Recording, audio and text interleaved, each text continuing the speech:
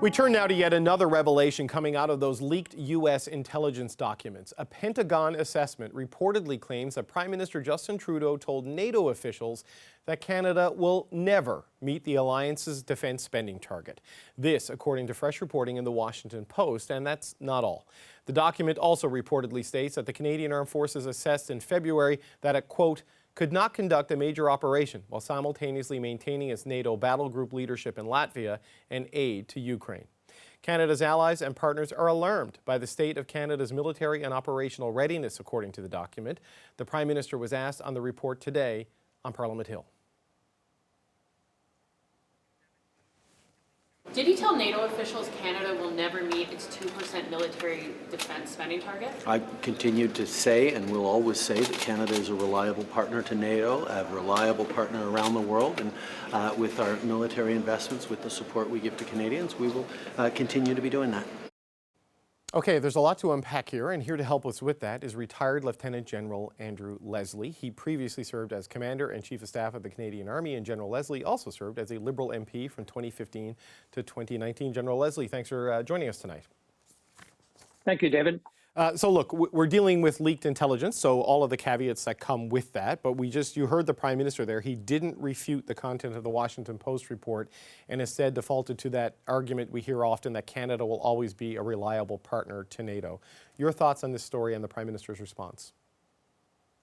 Canada has a long history of stepping up to the plate and contributing when the chips are down. One could argue that since February of last year, the chips are down. Russia has engaged in a savage attack in Ukraine.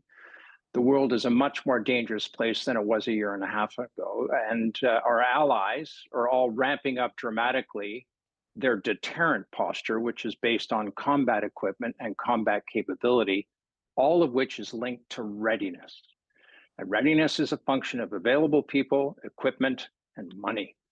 And quite frankly, the Canadian Armed Forces don't have the money or the people right now to do what they have to do.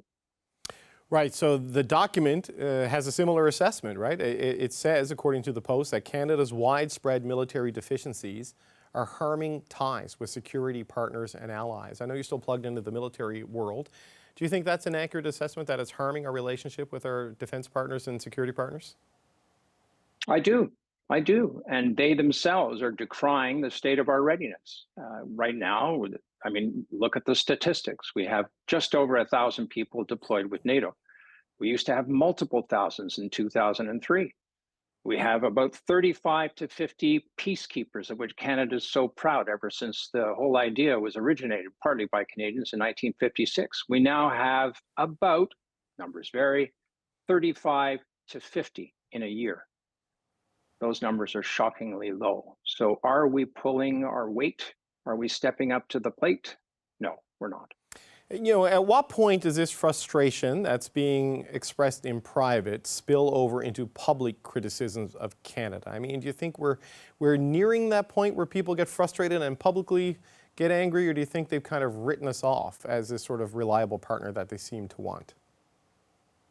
Both NATO and the United Nations are consensual organizations, and of course, their leadership depends on voluntary contributions by member states. So in the case of NATO, I doubt very much if the Secretary General is actually going to publicly admonish Canada.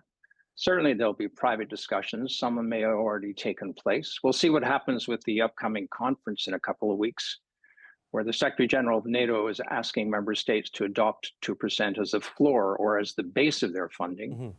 Many NATO members are actually spending much more than that now. And vis-a-vis the United Nations, the same logic applies. Though we're much deficient in comparison to where we were even 8 or 9 years ago with 35 to 50 peacekeepers, it's unlikely that the UN will actually wag its finger in public at us or at other wealthy nations. And we are a wealthy and blessed nation. We can and should be doing more to contribute to international peace and security, because if you don't, look what happened in Russia and Ukraine. We may not, as a country, get publicly admonished, but do you start to get frozen out of things if you're not bringing enough to the table? This is what I wonder. If you're seen as, yeah, you're a reliable partner when the chips are down, as you've described it, but you just don't have the capacity to do anything extra. Like if things get hot right now in the Indo-Pacific, Canada has a very limited, if in non-existent capacity to truly respond. So what are the consequences if you can continue to be seen in that light by your NATO and Five Eye partners? Canada is a trading nation, and a great deal of our wealth comes from overseas or right next door to the United States. There's absolutely no doubt that the United States is getting increasingly irritated with our slow and reluctant ways of spending money on defense capability, and that's a complete other issue we could talk about for hours, if not weeks. They're also getting frustrated with our inability to defend territories which are Canadian, because in their absence, Canada's absence up north, for example, the United States is going to have to do more. Just to put the numbers in comparison, right now in Alaska, which is America's north, they have 22,000 members of the armed forces, the Americans. Across the entirety of the Canadian Arctic, we have 300, most of which are part-time. In terms of NATO contributions, we're at about 1,000, when many other nations are in the multiple tens, 20, 30, or 50,000 and growing. Why is it growing? Because of the dangers posed to international peace and security, which could have an impact on our trade and our quality of life. Yeah, there are revelations in these documents that, like, one of the unidentified objects, one of the suspected spy balloons, which the Americans shot down as part of the United NORAD command, the way things are supposed to operate. But these documents suggest that Canada couldn't get there fast enough. The Americans had to go first because freezing rain delayed our plane's ability to take off. And there was no alternative to respond. So these sorts of things happen. You look ahead to the NATO summit that's coming up later this year that you talked about, where Jens Stoltenberg, the Secretary General, said they want 2% to be the floor. We've got the largest land war in Europe since the Second World War. China is increasingly aggressive over the past couple of years. If the past 2 years doesn't get the country to commit to the 2%, what gets this country to commit to the 2%? Do you think anything does? It's really an inability of certain members of government to appreciate the value of deterrence. The whole idea of having credible forces in place wherein you put in your opponent's mind, or your person who's thinking of actually taking you on, causing him or her to rethink what they're actually about to do. And Putin attacked Ukraine because he thought he could win. And he thought he could win, so he took a look around and saw that a bunch of NATO nations had not stepped up to the plate. NATO didn't have the forces in place to deter or stop him, so away he went. Untold savagery, hundreds of thousands of dead. So let's not make that mistake, and let's not always leave, which we've done recently, others to carry the lion's share of the burden. Let's step up when it makes sense to do so. And it makes a lot of sense to do so now in Latvia. We promised the equivalent of a brigade. We have maybe 1/4 of the troops needed there. We promised a variety of commitments over the last 8 or 9 years to the United Nations. And we have certainly failed in meeting any of the standards that we've set ourselves in the 2017 defense document called Strong, Secure, Engaged.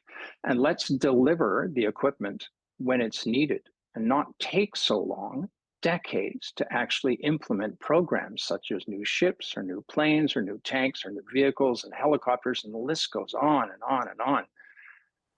So are we serious about defense? I think most Canadians are. Are they serious about making changes to the way defense is done in Canada in terms of getting the equipment that's needed or contributing overseas? I don't think most Canadians are paying attention yet. But I think tragically, they're going to have to start doing so in ever increasing numbers because of what the implications of the Ukraine-Russia war are. Retired Lieutenant General Andrew Leslie, I want to thank you for your time. Thank you, sir. Thank you, David.